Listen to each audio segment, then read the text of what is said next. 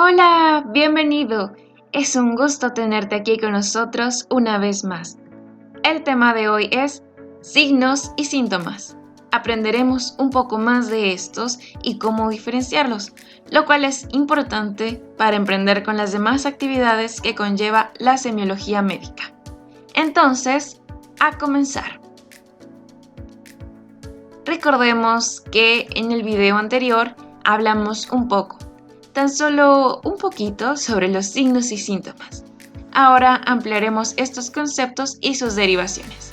Y es que, para la semiología médica, la palabra signos tiene un significado específico y concreto, en contraste con el carácter subjetivo del síntoma. La distinción entre estos dos solo se consolidó en las últimas décadas del siglo XIX, en manos del médico irlandés Richard Quine y el inglés Rowley Tomlinson. Y es así que gracias a ellos hoy en día se tiene un concepto claro de síntoma y signo, los cuales mencionaré a continuación.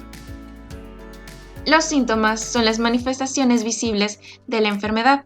Cuando el síntoma es referido por el paciente y no por el médico, reciben el nombre de síntomas subjetivos. Por ejemplo, el dolor de muelas.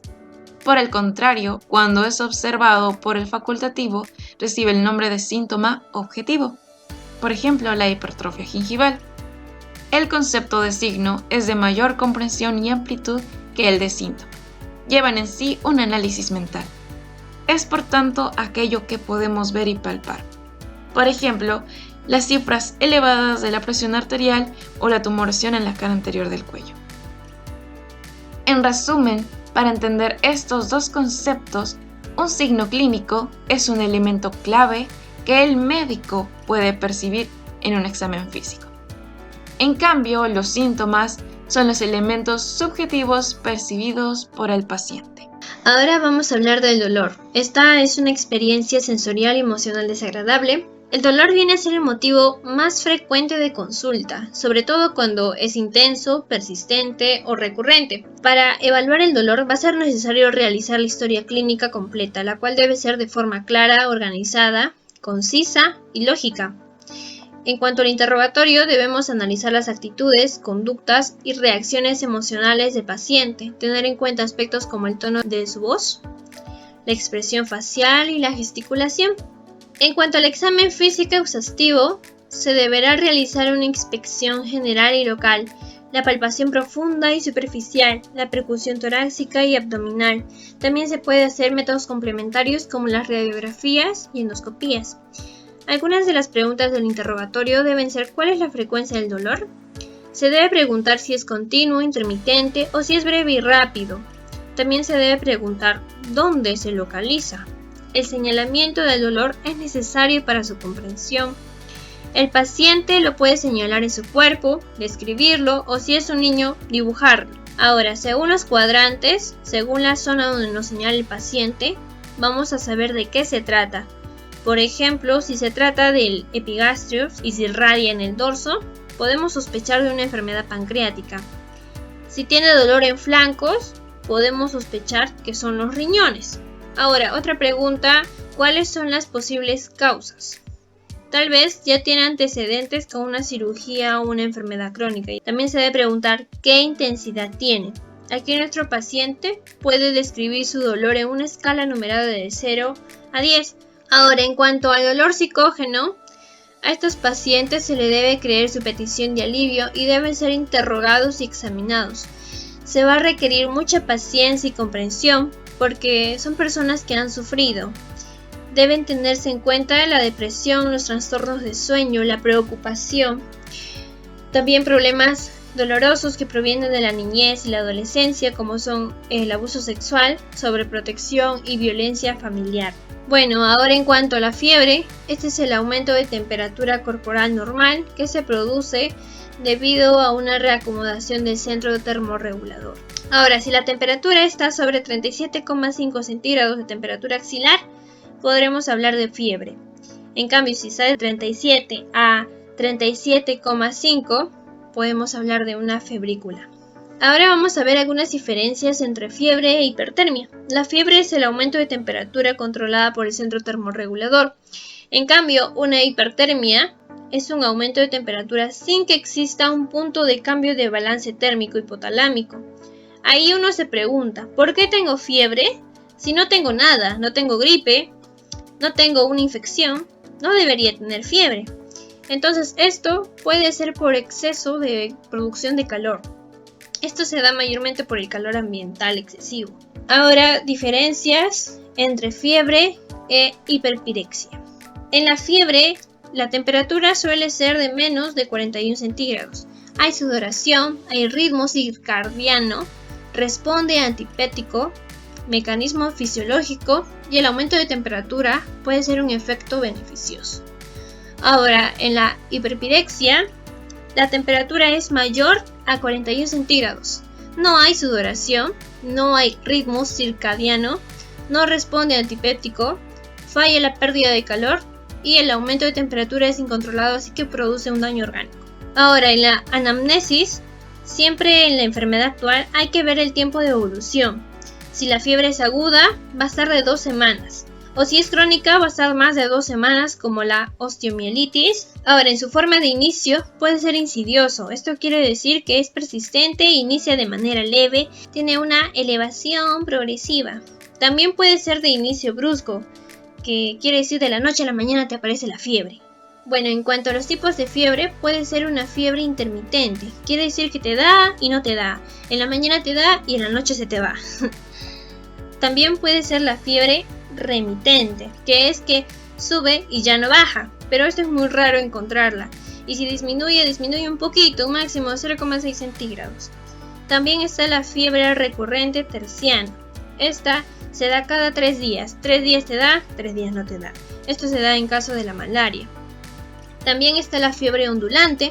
Aquí el paciente puede estar 4 días con fiebre y 5 días sin fiebre. También hay que preguntarles al paciente sus antecedentes patológicos familiares, porque el paciente tal vez ha sido operado o tiene tratamientos o problemas crónicos, ¿no? Entonces por eso es importante preguntar, porque el hecho de que tenga fiebre y no se le trate puede ser esto mortal, ¿no? Depende de la enfermedad que tenga. Bueno, ahora pasemos a la disnea. Esta es una sensación subjetiva de la falta de aire. Esta es una dificultad en la respiración.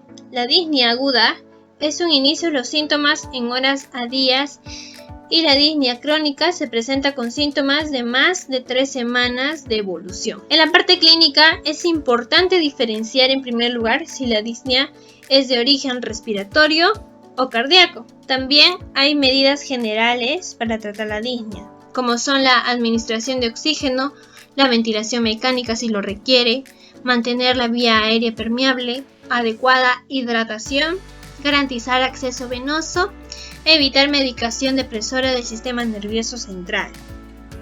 Ya, también hay medidas específicas que se da, por ejemplo, una obstrucción de vía aérea. Lo que se debe hacer es la extracción del cuerpo extraño. Si hay una infección, se debe recetar antibióticos. Si hay una broncoespasmo, se debe recetar corticoides o broncodilatadores. Ahora, si hay una insuficiencia cardíaca, se debe dar diuréticos. Si hay una hiperventilación psicógena, se debe respirar en una bolsa de plástico. Y si hay una tromboembolia pulmonar, se debe dar anticoagulantes. Y a continuación, la cianosis. Es conocida como aquella coloración azulada de piel, mucosas y lechos unguiales que puede evidenciarse en la exploración física del paciente o ser referida por el mismo enfermo. Esta aparece cuando existe una cantidad de hemoglobina reducida en los vasos sanguíneos de pequeño tamaño.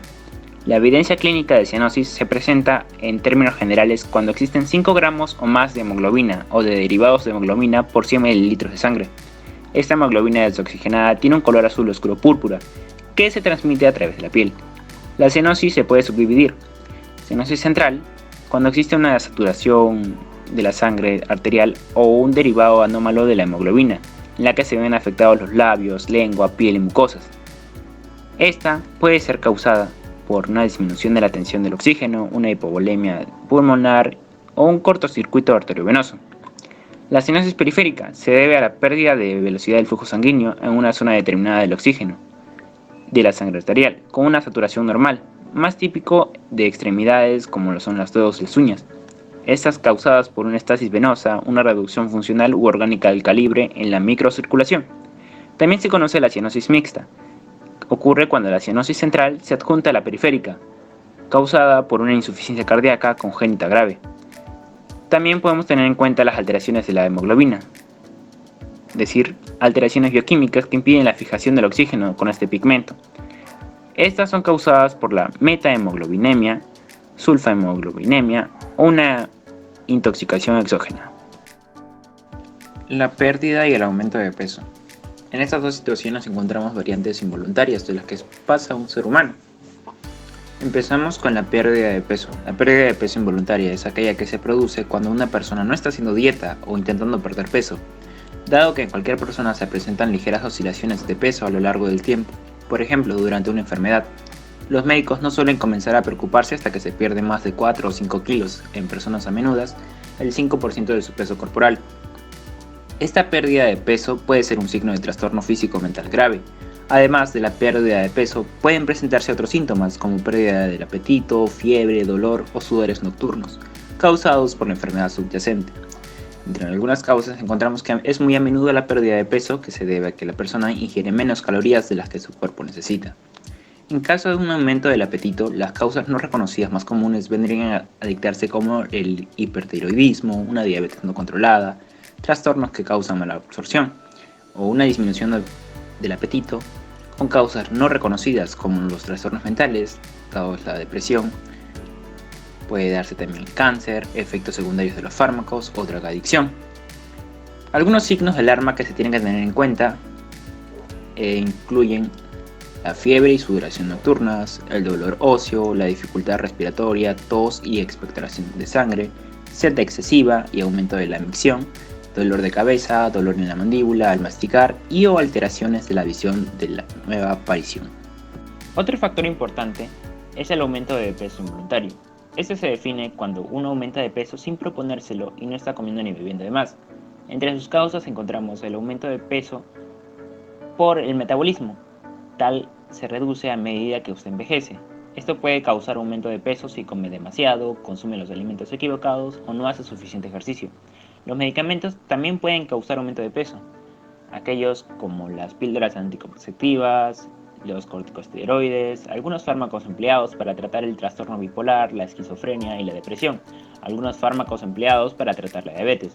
Los cambios hormonales o problemas de salud también causan un aumento de peso, tales como el síndrome de Cushing, tiroides hipoactiva o una baja actividad tiroidea conocida como hipotiroidismo, el síndrome del ovario poliquístico, menopausia y embarazo. Al presentar una serie de síntomas, es urgente que usted se contacte con un profesional médico. Síntomas tales como un estreñimiento, aumento de peso excesivo sin una causa conocida, la pérdida del cabello, sentir frío con más frecuencia que antes, inflamación en los pies o dificultad respiratoria, hambre incontrolable acompañada de palpitaciones, temblores y sudoración, y cambios en la visión. Tales como el aumento y la pérdida de peso tienen que tener gran importancia en el ser humano. El individuo tiene que percatarse que su salud es lo primordial. Ahora vamos a hablar acerca de la ictericia. Ictericia es la coloración amarilla de piel y mucosas por aumento del pigmento biliar en sangre. Se tiene 4 tonalidades, pero ¿cómo se ve esto? Es por el examen general a la piel. Así que sigamos. Hay 4 tipos de tonalidades: rabínica y verdínica. La rabínica es el color amarillo con un tono rosado que se ve en ictericias hepatocelulares. La verdínica es el color amarillo verdoso y se ve en pacientes con ictericia por obstrucción mecánica de la vía biliar y en ictericias de largo tiempo de evolución. Las otras son flavínica y la melaínica.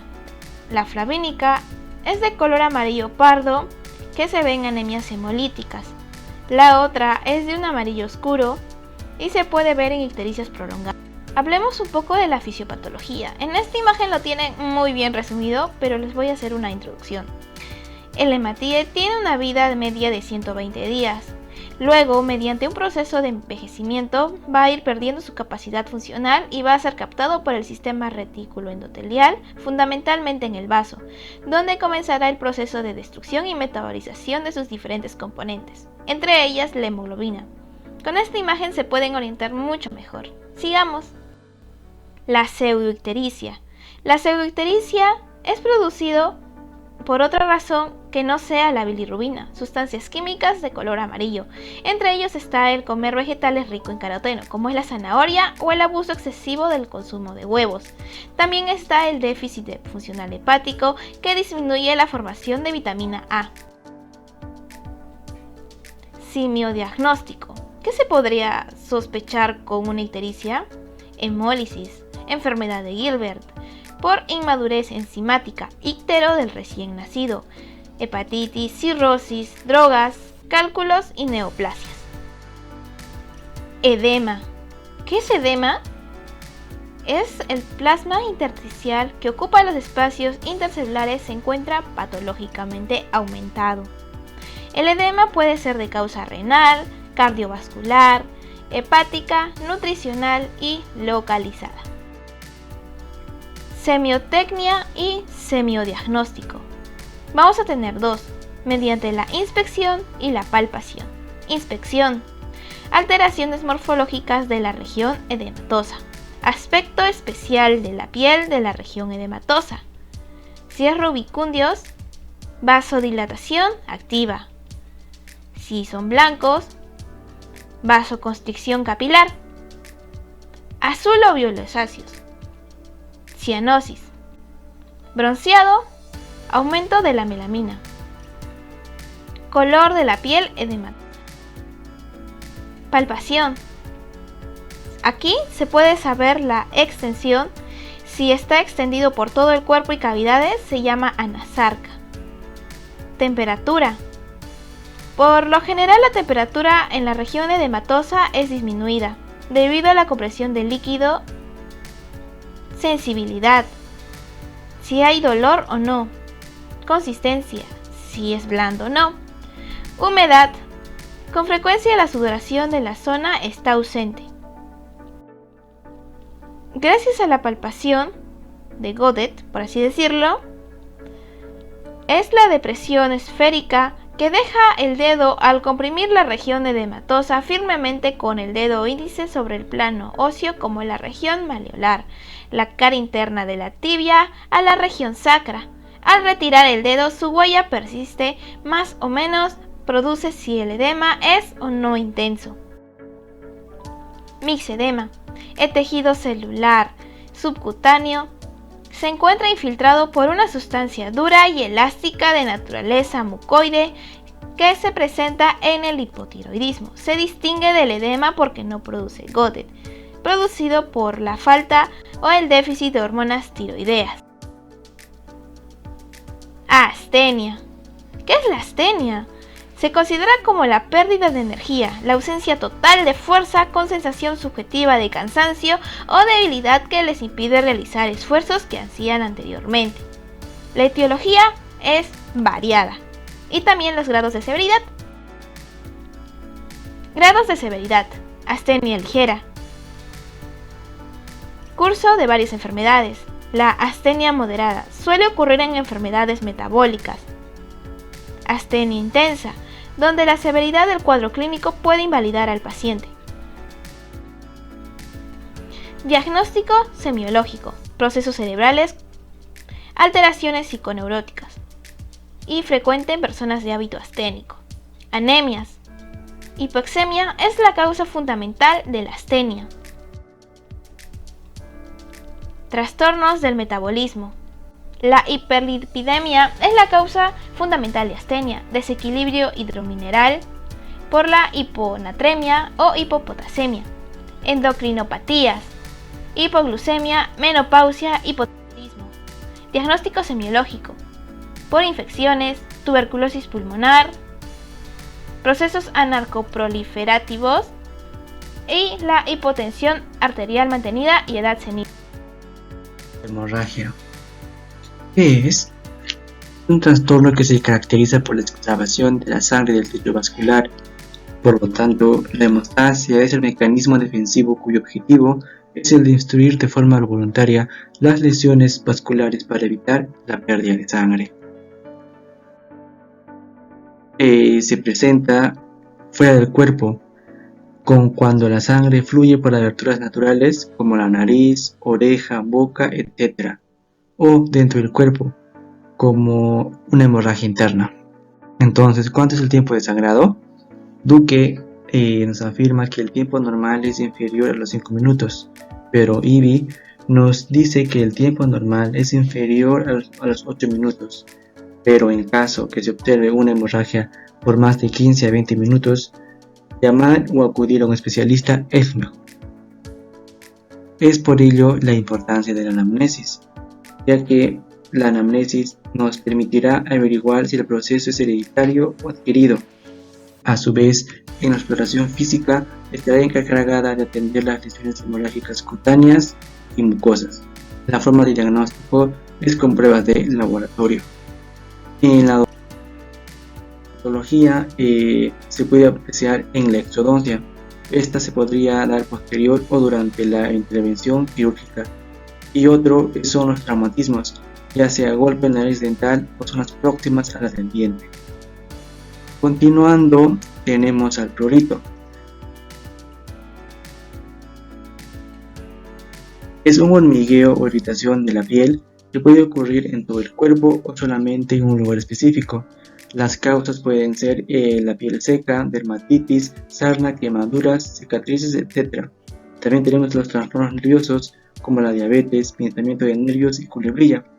Enfermedades psiquiátricas como la ansiedad, trastorno obsesivo-compulsivo y depresión. Irritación y reacciones alérgicas como la lana, productos químicos y otras sustancias. Y por último el embarazo, que provoca picazón en el vientre. Generalmente el prurito no requiere de una atención médica, pero cuando la picazón es interna, no desaparece, se agrava o se puede explicar fácilmente, sería recomendable acudir a un especialista. Las medidas preventivas son no rasgar ni frotar las zonas afectadas, utilizar ropa de cama fresca y liviana, aplicar loción relajante, aplicar crema humectante o hidratante, tomar baños con agua tibia, mantener la zona afectada fuera de la exposición al sol. En odontología se puede observar generalmente las reacciones alérgicas, como los materiales de impresión generalmente se dan en los poliésteres. Los signos que se pueden presentar serían el ardor y el enrojecimiento de las encías. Los primers generalmente se da cuando está en contacto con la sustancia y puede producir mucosa y posteriormente dermatitis.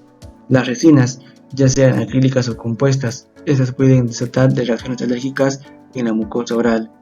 Y por último, los metales en aparatos de ortodoncia o prostodoncia, las cuales pueden desatar dermatitis crónica de contacto. Seguidamente tenemos al bochorno. El bochorno es una sensación repentina e intensa de calor en el rostro y la parte superior del cuerpo. Puede estar acompañada de latido rápido, sudor, náuseas, mareo, ansiedad, dolor de cabeza.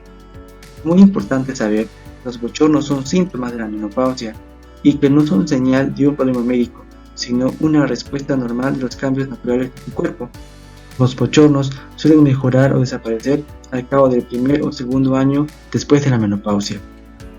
Un dato muy importante que te quiero mencionar es que alrededor del 10 y 15% de las mujeres que sufren bochornos críticos, agudos o severos son aquellas mujeres que sufrieron alguna vez de cáncer de mama.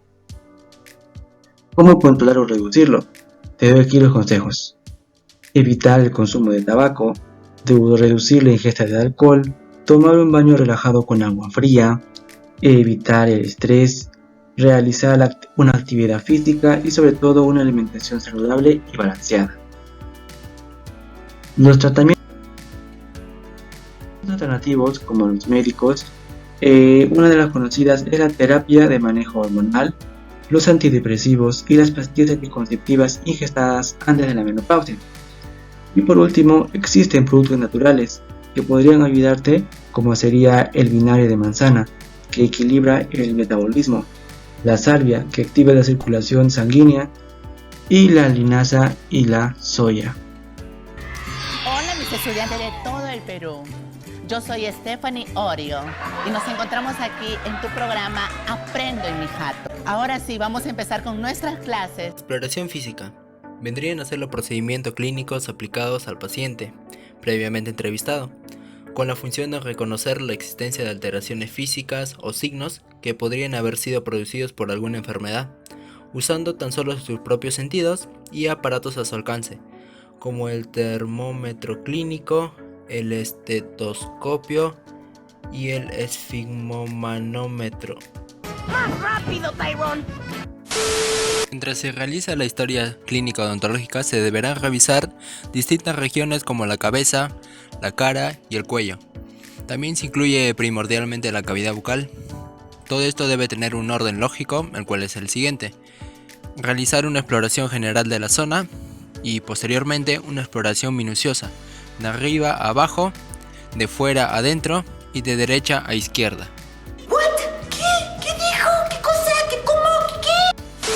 Aplicando, según el área, la técnica o técnicas convenientes. Durante estos procedimientos es importante usar barreras de protección. Creo que hasta este punto ya todos sabemos a cuáles me refiero, pero si no es el caso, se los voy a mencionar. ¿Qué me habrá querido decir? Vendrían a ser los guantes, después del lavado de manos, la careta o lentes para proteger la cara, el cubrebocas, los gorros quirúrgicos y una bata completamente limpia. Todos estos protocolos se deben seguir siempre que se vaya a atender a un paciente. Nadie se ha preocupado tanto por mí. Existe una cantidad de técnicas de exploración. Estas se encuentran comprendidas por inspección, palpación, percusión y auscultación. Como bien sabemos, las reglas y métodos usados en cada una de las técnicas de exploración van a ser diferentes. En ciertos casos suelen aplicarse a la vez, pero sin un orden establecido. Yo les hablaré solo sobre la inspección y mis compañeros les hablarán sobre las demás técnicas de exploración. ¡Esto no era parte del trato! Inspección. La inspección se usa inclusive hasta antes de comenzar el examen físico como tal. Este se vale únicamente del sentido de la vista o también con un lente de aumento. Oye, eso es un insulto para mí. Es el más importante dentro de la relación médico-paciente. Con él se puede obtener un panorama de entrada para continuar con los demás métodos. Debe obtenerse información de las características del cuerpo en su superficie externa y de algunas cavidades o conductos accesibles por su amplia comunicación exterior, por ejemplo la boca, el ano o la vagina. Para realizar una buena inspección se debe tener en cuenta lo siguiente: el aspecto, la simetría, la localización, la distribución, el color, la forma, algunos centímetros más tarde, tamaño, bordes y la movilidad. No entendí. Técnicas para la inspección. Primero, la inspección general. Se visualiza al paciente en conjunto, como el tipo de marchas o las simetrías corporales. Segundo, la inspección local. Se visualizan zonas específicas como la cara, cabello, las uñas, etc. Tercero, inspección directa o inmediata. Se realiza sin apoyo de instrumentos y es para valorar los ojos, el dorso lingual, la mucosa labial, etc. Cuarto, la inspección indirecta o mediata. También se le conoce como armada o instrumental. Es decir, vendrían a ser lo mismo o iguales. ¡Holly! ¡Somos gemelas! En esta inspección indirecta o mediata se realiza utilizando instrumentos tales como los espejos, el otoscopio, oftalmoscopio, espéculos, etc. En esta técnica se llega a observar la cavidad nasal, la orofaringe, la laringe, el paladar duro y blando, la vagina, etc. Quinto, inspección estática. Aquí el individuo deberá permanecer en reposo y se usa para la exploración de la piel, la mucosa bucal, etc. Sexto, inspección dinámica. Aquí el paciente realiza alguna actividad, en este caso en las articulaciones, la tráquea, el globo ocular, la lengua, etc. Es importante contar con una buena iluminación natural, ya que si se usa una iluminación artificial, se podría desconocer la existencia de una ictericia, por no identificarse el color amarillo de la piel y las mucosas que lo caracterizan. Y con esto último, el subtema de inspección ha terminado, justo también como terminó el gobierno de nuestro expresidente.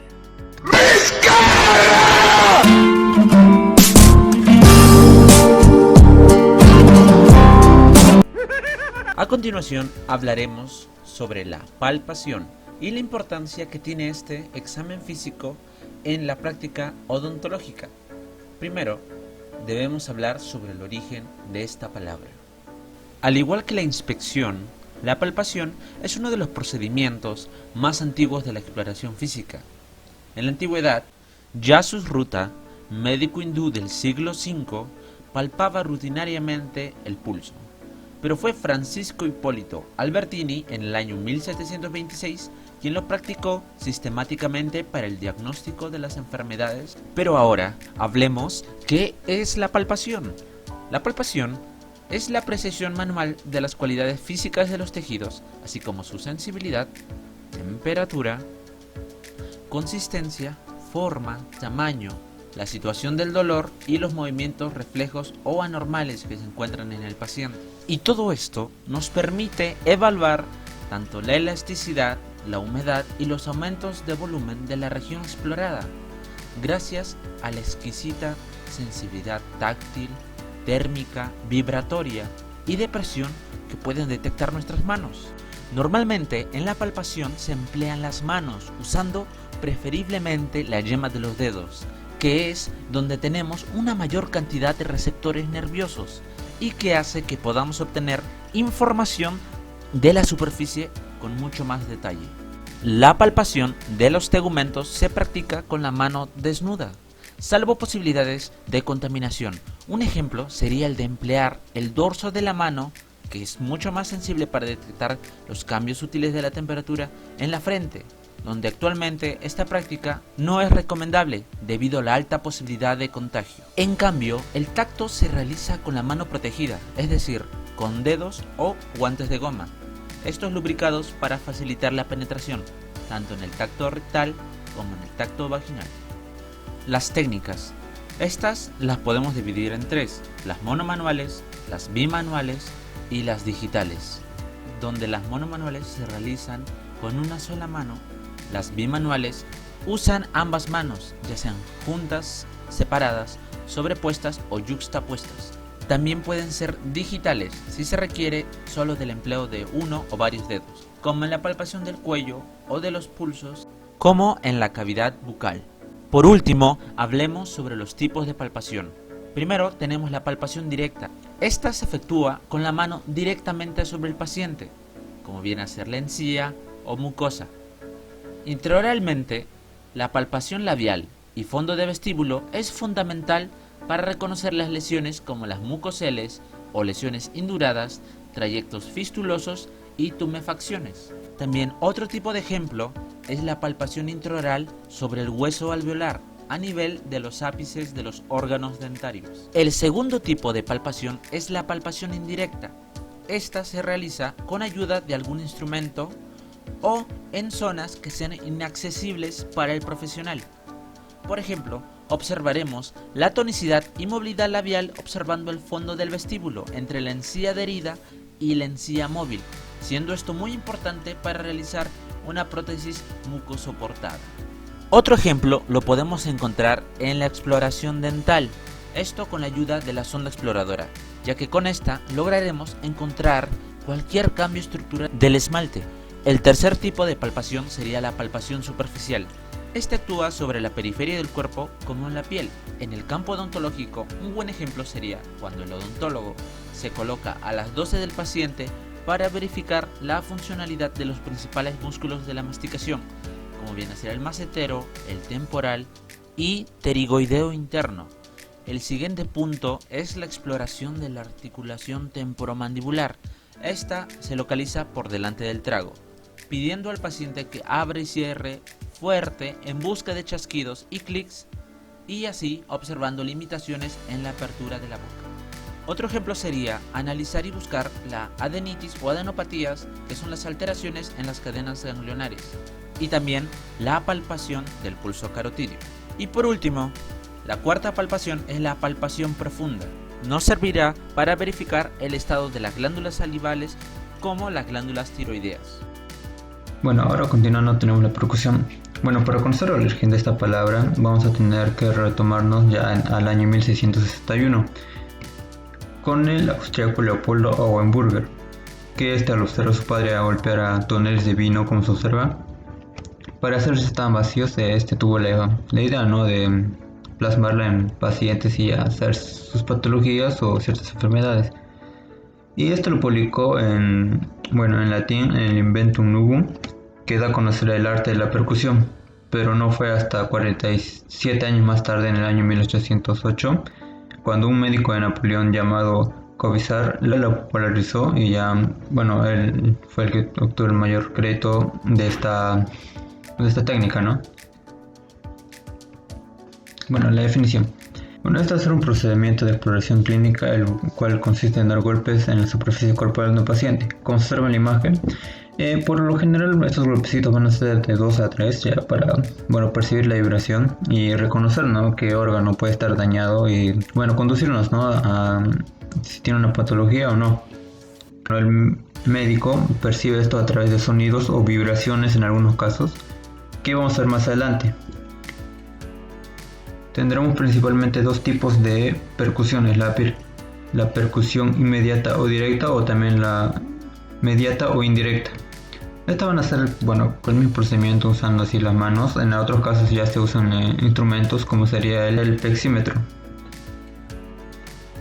Como podemos ver aquí, ya este es el método de directa, en el cual ya solamente las puntas de los dedos van a hacer golpecitos, ¿no?, como mencionamos, en la superficie corporal del paciente, con tal ya de percibir dolores, anomalías o pequeños líquidos, o percibir los sonidos, ¿no? En esta tenemos el método indirecto, que ya explica con mayor detalle, que es en el cual consiste en plasmar o poner toda la mano, más que todo se trabaja con el dedo medio de las dos manos, la primera que apoya y la otra ya que hace los pequeños golpecitos, ¿no?, como se muestra en la imagen. Más que todo esto con ese trabaja en el plexor, ya para percibir mejor los sonidos. En algunos otros lo mencionan vibraciones, pero de ahí, dependiendo del ruido, se puede deducir qué tipo de patología o enfermedad puede tener el órgano que se está tratando. Ahora, continuando, para tener un breve conocimiento, mencionamos anteriormente dos tipos, pero también se mencionan, se trabajan de otra manera, como sería en este caso, como sería puño percusión, puede ser directa o indirecta. Y también se trabaja con un plexímetro, ya que es de manera indirecta, y se trabaja de la misma manera, ¿no?, con el dedo medio, el plexor, y ya de ahí se captan las vibraciones o sonidos que se puedan percibir, ¿no?, ya dependiendo del órgano en el cual se esté trabajando. A continuación hablaremos sobre la auscultación. La auscultación es el acto de oír los sonidos producidos dentro del cuerpo. Esto se utiliza para determinar las relaciones de las diferentes estructuras dentro del cuerpo. Por ejemplo, podemos escuchar la respiración, la actividad del corazón, el tránsito del tubo digestivo, entre otras. Así también se puede usar para las diferentes estructuras orales en la producción normal del sonido del lenguaje articulado, ¿no?, para poder ayudarnos a encontrar algún problema. Luego tenemos los antecedentes. El descubrimiento de la auscultación y el invento del estetoscopio fue a principios del siglo XIX por René Laennec. Luego también tenemos los métodos. Existen dos métodos. Primero tenemos la auscultación mediata y la auscultación inmediata. Entonces, para la auscultación mediata es la que se efectúa interponiendo entre el oído y la superficie cutánea un pequeño instrumento denominado estetoscopio. Luego, para la auscultación inmediata tenemos que se realiza aplicando directamente el oído contra la superficie cutánea. Eso también se puede utilizar un pañuelo de algodón muy fino o seda entre el oído y la superficie cutánea. Luego tenemos la técnica. Dentro de las técnicas tenemos una colocación correcta del auricular al auscultar. También tenemos que se tiene que sujetar el diafragma o la campana con los dedos. Los dedos nos referimos al pulgar e índice o el dedo medio. También calentar por fricción el diafragma si es necesario, claro. Aplicar el diafragma firmemente para escuchar los sonidos agudos o altos. Y aplicar la campana suavemente para escuchar los sonidos graves o bajos.